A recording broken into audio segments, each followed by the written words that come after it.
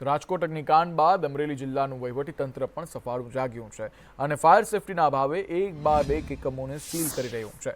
વહીવટીતંત્ર ગેરકાયદેસર કોમ્પ્લેક્સ અને બિલ્ડિંગોને સીલ કરી રહ્યું છે. ત્યારે માણેકપુરામાં આવેલા એન્જલ સિનેમા કોમ્પ્લેક્સમાં ફાયર સેફટીના અપૂરતા સાધનોનો અભાવ હોવાથી તેને પણ સીલ કરવામાં આવ્યું હતું.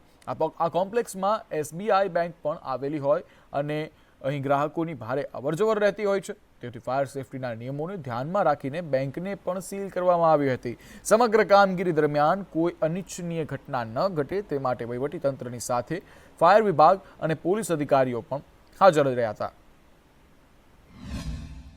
અમરેલી શહેરની મધ્યમાં આવેલ એન્જલ સિનેમા કોમ્પ્લેક્સ ખાતે ફાયર સેફ્ટીની અપૂરતી સુવિધાના કારણે પોલીસ વિભાગ, ફાયર વિભાગ તેમજ વહીવટીતંત્ર તરફથી મામલતદારશ્રી અને R&B ડિપાર્ટમેન્ટને સહિત સાથે લઈ સમગ્ર કમિટી દ્વારા આજ રોજ આ કોમ્પ્લેક્સની સીલિંગ પ્રક્રિયા હાથ ધરવામાં આવેલી છે.